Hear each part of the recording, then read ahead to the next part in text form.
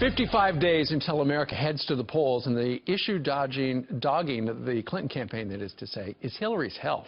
She'll be back on the campaign trail, we are told, tomorrow after collapsing, famously right there, outside the 9/11 memorial on Sunday. It's a scenario that our next guest saw coming. He's been sounding the alarm on Hillary's health for a number of years. Ed Klein has written extensively about it, and as well has several books about the Clintons, including a new one called Guilty as Sin, comes out October 4th. It's about Hillary Clinton, and it includes a chapter on her health. A whole chapter on her health, because I've been following this for the last 2.5 years. I've written many blogs about it. I've written several books about it.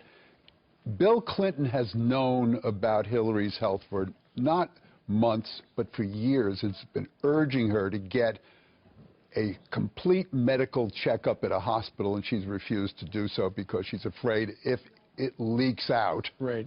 So this collapse that we saw the other day really had virtually nothing to do with her having pneumonia. This is much deeper than pneumonia. Does she do a lot of these fainting spells? Or we know of a couple of times when she's passed out. You know, I had an interview, and I'm sorry to pull out a piece of paper, but I got to do this, with a friend who said she's not steady on her feet. She frequently gets dizzy at home, even when she climbs stairs. This is a friend who speaks to her.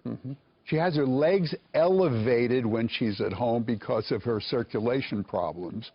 Huma Abedin brings her cold, water-soaked towels to put on her neck and her forehead. And Bill has been beside himself, begging her to get a real checkup. And he told her, don't go to the 9/11 memorial, right? Yes, he begged her not to go. He said, I'll go in your place. And she refused to do it.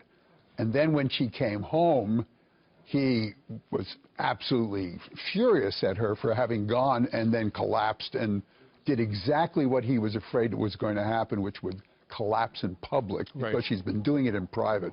Because the Clinton machine could tamp down any rumors. Yeah, it didn't really happen, but when there's video, it's hard to argue with video. Yes, it's hard to argue with video, and up to now, the media has been in the tank for the Clintons, but they can't argue with this video.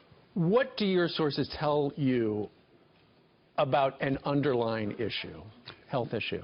You know, even her friends don't know exactly what's wrong with her, but what they do know is that she faints frequently. Not just once in a while. It could be circulation. It could be neurological. They don't know, but they do know that there's something very seriously wrong with this woman. And you've been talking about this for a couple of years. 2.5 years. But then again, you've been labeled a sexist or a hater because you've been bringing up the stuff that you've heard about and now we all know about. That's right. And, you know, in addition to this, I also wrote a book called Blood Feud about the feud between the Clintons and the Obamas, which is now coming out in public. And so it's such delicious irony to see Barack Obama yesterday down in Philly talking about how she's the most qualified candidate in the history of the presidency. Sorry, Thomas Jefferson, Abraham Lincoln. Right. And yet they hate each other's guts because he beat her in 2008. And he really wanted Joe Biden or even Elizabeth Warren rather than Hillary Clinton. But now he's stuck with Hillary, and he's got to go with her.